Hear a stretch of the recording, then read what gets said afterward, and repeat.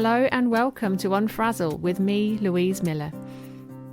If you're a solo business owner and you have a big, exciting vision and loads of ideas that you want to get out in the world but without drowning in a sea of overwhelm, then this is the podcast for you.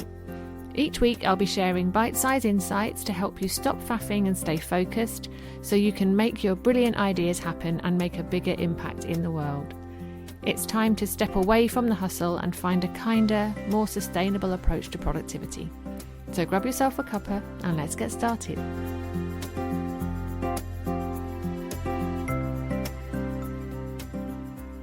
Have you ever experienced a week where everything seemed to go wrong?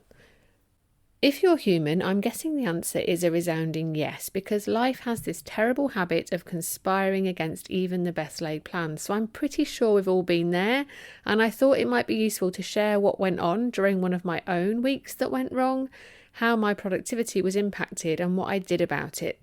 So if you find it hard to adjust when things don't go according to plan, I really hope that this will help. So a little while ago, I cleared my diary for 2 whole weeks so that I could work on some projects that needed my attention and that I was really excited about. But in the very first week, in fact, before the first week even started, things went a bit squiffy. So it all started on the Sunday evening. My phone had been playing up, and after some web-based research, I realised that I needed to plug it into my laptop. And 5 minutes later, all the USB ports on my laptop stopped working, meaning that I no longer had use of my mouse or keyboard, which was not ideal. But it was Sunday evening, I didn't want to stay up all night trying to fix it, and so I went to bed. And then Monday morning came around, and of course the problem hadn't magically fixed itself, so I spent several hours trying to fix the USB ports, and that didn't work. And I was getting a bit fed up of it. So in the afternoon on that Monday, Tom and I decided to take a break to construct some IKEA furniture. So our intention was that we would return to work a bit later on in the day. So is it just me who always underestimates the amount of time it takes to assemble flat pack furniture? I don't know how many times I've done it. Will I never learn? You know, even though we started in the afternoon with the intention of coming back to work, it was actually about 9 p.m. by the time we'd finished. So no more work got done that day. So then Tuesday rolls around. And Tuesday morning, I got a call from my parents and I unexpectedly needed to go and help with the family situation, which meant postponing the calls that I'd got booked into my diary for that morning and actually being out all morning. And my phone and my laptop were both still playing up. So Wednesday rolls around and I jumped in the car and took my laptop in for repair. And thankfully they were able to fix it. But obviously I was having to hang around while they were doing that. So that was a load more time that I wasn't able to use in the way that I'd intended. And then on Thursday, I decided I was going to try and fix my phone again. So I plugged my phone into my laptop again, and the same thing happened. The USB ports on my laptop stopped working again. So at this point, obviously I was annoyed at myself, like why did I do that again? Obviously that was going to happen again. So I was getting annoyed with myself. I was starting to feel a bit frustrated. And although, you know, I'd been using the mantra breathe and let go all week, that Thursday tipped me over the edge and I could feel the lump in my throat, which is my standard physical response to agitation and anxiety. And I really just wanted to cry from frustration because the beautiful, spacious week that I'd got planned was slipping through my fingers. My laptop and my phone were both still not working properly, and I'd hardly done any of the tasks that I had been so looking forward to. So what did I do? Well, the first thing I did was have a mini strop, because I think we're all allowed a bit of a tantrum from time to time, and I obviously needed to get that out of my system. And then I spent a moment thinking about what I had been able to achieve during my week and the things that I was grateful for about my week. And that helped me to feel so much more grounded and get me out of the negative spiral that I was falling into. And from that much more grounded place, I figured that I had 3 choices to help me move forward. Choice number 1 was to watch Netflix for the rest of the day to just take my mind off it. Second option would be to ignore the broken technology and find other things to do so that I could end the week feeling a sense of accomplishment. And the third choice as I saw it was that I could spend a bit more time trying to fix my laptop and my phone, much as I didn't want to.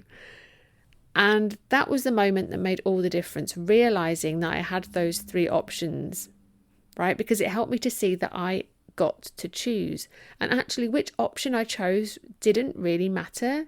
If I'd have wanted to watch Netflix for the rest of the day because that's what I felt I needed, that would have been fine. There was no right or wrong. What mattered was that I was taking myself out of victim mode and making an intentional choice. And what I actually chose to do was option 3, to fix the problem, because I knew that the tech wasn't going to fix itself, and I really didn't want to allow all of the frustration and all of the irritation that I had felt that week to creep into the following week too. So I chose that day not to run from the discomfort, but to stay with the problem and to fix it, so that I could have a really fun, productive week the following week. So I doubled down and I spent the rest of that Thursday on the phone to the laptop repair people and doing all that I could to resolve the tech problems. And then once that was sorted, I was able to recalibrate, reset my expectations, because, at the end of the day, the reality was that my 2 glorious weeks to work on my exciting projects had kind of turned into 1. So instead of trying to squish everything into 1 week or feeling bad about what had happened, I remembered that I got to choose. So I took some time to decide what was most important and to decide what could wait. Did everything get done? No, but that doesn't mean that I can't acknowledge and celebrate everything that I did achieve. So the moral of this story, it's not about whether I made the right choice of those 3 choices I suggested earlier. As I say, none of those choices were right or wrong. The moral of the story is that even when things go wrong, you get to choose. And years ago, I would have felt like an utter failure if that week had happened to me. The inner critic that lives in my head would have been having an absolute field day, telling me how useless I am. And I probably would have worked into the night, because back then sticking with the plan would have felt more important than my own self-care, and I'd have ruined my sleep and become increasingly wound up and cranky as a result. But as it happened, I got through those 2 weeks relatively unscathed. And yes, I may have felt sorry for myself a few times along the way. I think they call that being human, but those moments were actually really short-lived. And, acknowledging the good things and remembering that I am the boss and I get to choose how I respond made such a big difference to me. So what is your usual response when you have a day or a week that goes wrong? And is there something you would like to do differently next time? I hope this helps, and I look forward to seeing you again soon. Thank you for listening to Unfrazzle. Sharing is caring, so if you loved this episode, please share it on your socials or head over to Spotify, iTunes, or wherever you get your podcasts and leave me a review. Not only will I be hugely grateful, your ratings and reviews will help others to find this podcast so that even more people can make their ideas happen. Thanks so much, and see you next time.